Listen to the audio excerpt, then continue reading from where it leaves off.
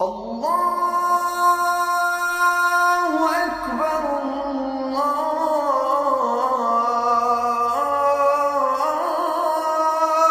أكبر أشهد أن لا إله إلا الله.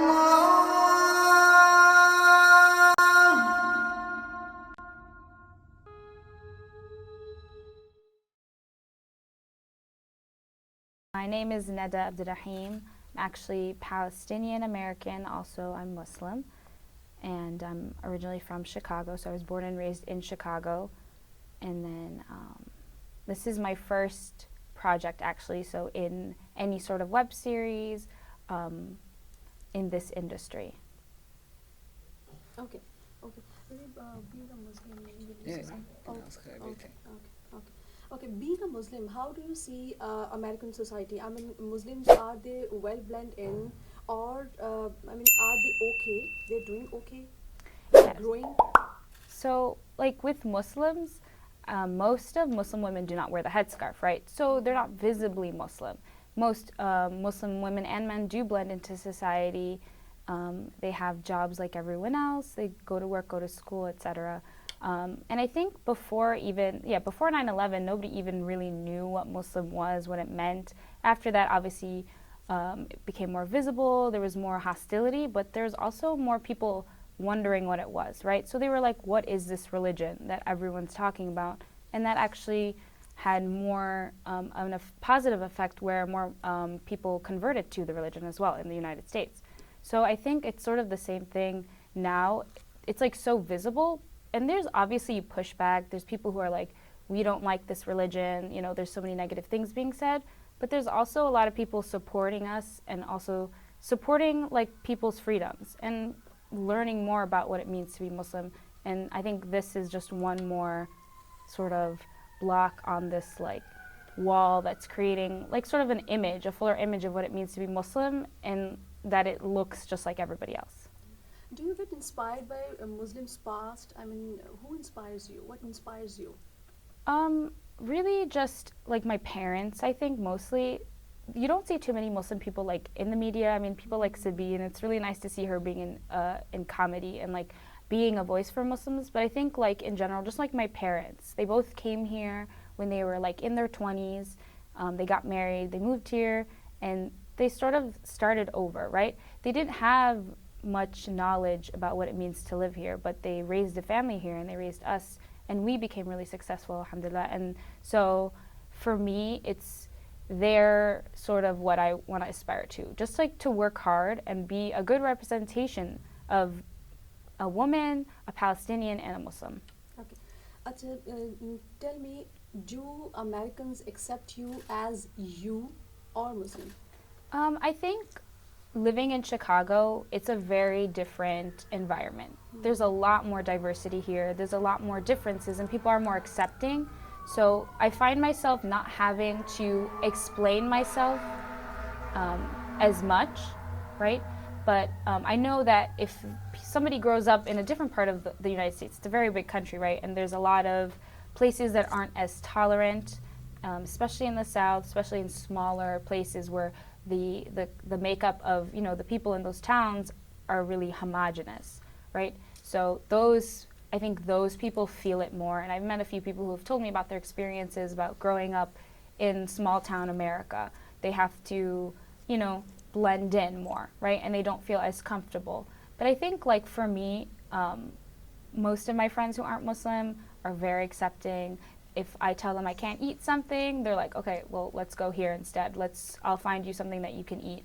Or, you know, I have to pray. They're totally fine with that. And I think it says a lot about how there is, you know, a negative influence coming from someone, but it's such a small, I think it's a minority, right? I think it's a minority, and I think everyone else, the majority of this country really just wants acceptance for everyone. Do you see more Muslims in mainstream media? No, that's like the one place where you do not see actual like Muslims, and if they're there, very few of them, or maybe like, you know, they don't. I feel like in general, like you can't say one Muslim person represents all of the religion. That's just too hard. everybody has their own individual way of practicing, right? But I think like there aren't enough Muslims in mainstream media at all, either in journalism, in TV, in movies, in, you know, radio, because like if we don't have a, you know, this sort of influence, we can't show people the diversity of the Muslim population, right? So I think especially like parents who came here, right, from a different country, to them, they expect a sort of career path from their children that will make them successful, right? Make sure they have a house, make sure they have money, that they can take care of themselves. But I think it's important also that we start to look at different industries, because if we only sort of flourish in one industry, we can't have any influence on this country. To really show people that we are here to stay and that we have that we can contribute to society, we need to be able to take our talented youth and our talented like Muslims in every single sort of industry and help them flourish in there so they can be like the voice. So there's a Muslim in every single room, in every single company, in every single industry. And being a Muslim, I mean, what challenges do you face in your life living in this society? Yeah, I think in general, I grew up in the suburbs of Chicago, and there's like a large Palestinian and Muslim population where I grew up. So growing up there wasn't too hard, but I think as I like branched out, went to college, started traveling a little bit, going, you know, doing more different things, especially wearing the headscarf, I think just making sure that I don't get annoyed at people when they ask me questions about stuff they don't know. So I think like because I'm more visibly Muslim, I'm like more in contact with people who are like wondering why I wear the headscarf, and like, you know, so many questions about like why do Muslims do this, or, you know, do all Muslims insert here, you know, different questions like that. So I think for me it's just like an extra thing that I have to explain, and like that can sometimes you're not always in the mood to explain yourself, right? Why do I have to explain my living? Nobody else has to do that, right? So I think like for me, just trying to balance that sort of, okay, well, if I can make one more person understand, maybe that's like another ally, right? So stuff like that. And after 2016 presidential election and Trump's ban on Muslims countries, did you guys face any problems or? So I think definitely a lot of people, like their families, they were like worried about families that couldn't come here, or like, you know, it was just another issue for Muslims, right? Another way to isolate Muslims or to make them the other. But I also think that like 9/11, it was another way for people to like band together and to actually show support for like the Muslim people. And I think it's also important to point out that yeah, Muslims are facing some sort of discrimination, but it's not to the level of Black Americans and indigenous peoples of this country. I think as Muslims, especially when we're like light-skinned, we have a lot of privilege. I was able to go to school, right, and I was able to do a lot of stuff, and a lot of Muslims are, like, you know, doctors, lawyers, etc. So we have a lot of privilege, and I think we need to really stop worrying about Muslims only and worrying about like other people in this country. I think if we can all like work together, especially non-Muslims and Muslims, I think people of color, it's just like a better thing for everyone. So I think it's important, like, yeah, Muslims are facing discrimination, facing sort of issues, but it's not to the extent of Black Americans and indigenous people in the country for sure. Okay, and being a Muslim, I mean, how, what do you think? I mean, how you are contributing to the society, how your work is influencing the American society? Yeah, so for me, this was my first exposure sort of to the industry. So I hope that, and I've had like a few people already like come up to me, like when I was like at events, and they were like, you know, we saw you in that show, The Girl Deep Down Below, and we think it's really cool. And I think I like that there is already like young, and they were all really young, and they were like, you know, this is so cool. And I hope for them, like if they see me, a girl wearing a scarf, right, on TV or on the internet doing a show, that they're like, well, you know, I really like acting. I really like being part of stuff like this. Maybe for them it's not so far-fetched of a dream, or far-fetched of a possible career path for them. for sure, yeah. Okay. And for you, what's this American dream is all about?